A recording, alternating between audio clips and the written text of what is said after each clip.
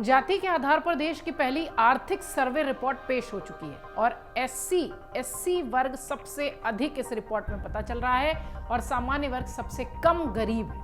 आइए विस्तार से जरा इस रिपोर्ट को आपको बताते हैं। बिहार में 2 अक्टूबर को जाति आधारित जनगणना की रिपोर्ट जारी की गई थी। आप सबको याद होगा 7 नवंबर को इसी गणना से जुड़े आर्थिक सर्वेक्षण की रिपोर्ट पेश की गई है। जनगणना के आंकड़े जारी करने के बाद से पिछड़ी जातियों के आरक्षण बढ़ाने की मांग जो है वो और तेज होने लगी। अब आर्थिक सर्वे की रिपोर्ट ने सरकार को सोचने के लिए मजबूर कर दिया। इस रिपोर्ट में सामने ये आया है कि सामान्य वर्ग में हिंदू की 4 और मुसलमानों की 3 जातियों में सबसे खराब हाल भूमिहारों का है। भूमिहारों में 27.58% परिवार गरीब है। बिहार विधानमंडल का शीतकालीन सत्र का दूसरा दिन चल रहा है और सत्र के दूसरे दिन ही सदन के पटल पर जाति आधारित जनगणना की आर्थिक रिपोर्ट पेश की गई है। रिपोर्ट में यह बताया गया है कि बिहार में पिछड़ा वर्ग 33.16% है, सामान्य वर्ग 25.09% है, अति पिछड़ा वर्ग 33.58% है, अनुसूचित जाति वर्ग यानी एससी 42.93% है और अनुसूचित जनजाति वर्ग एसटी 42.7% है। ये जो मतलब 7% जो है वो गरीब परिवार है। सामान्य वर्ग में भूमिहार सबसे ज्यादा गरीब बताए गए हैं 25.32% और ब्राह्मण में 25.3% परिवार गरीब है। राजपूतों में 24.89% है और कायस्थ में 13.83% परिवार गरीब है। शेख परिवारों की अगर बात करें तो 25.84% जो हैं वो परिवार गरीब बताए गए हैं। इसके साथ ही पठान या खान जो जाति होती है उनमें 22.20% जो हैं वो परिवार और सैयद 17.61% गरीब परिवार हैं। अब ये जान लीजिए कि बिहार पिछड़ा वर्ग के जातियों की आर्थिक स्थिति फिलहाल है क्या। इधर भट्ट 23.68%, गोस्वामी 30.68%, कुशवाहा 34.32%, यादव 35.87% और कुर्मी 29.90% हैं जो कि गरीब है।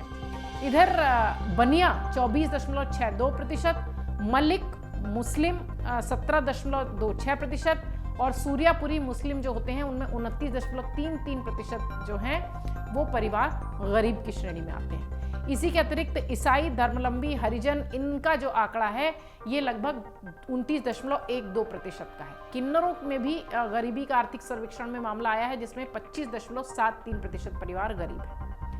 अब जरा ये समझिए कि बिहार में अत्यंत पिछड़ा वर्ग जातियों की स्थिति किस तरीके से है। तेली 29.87%, मल्लाह 34.56%, कानू 32.99%, धानुक में 34.75%, नोनिया में 35.88% परिवार और चंद्रवर्षी में 34.28% परिवार गरीब है।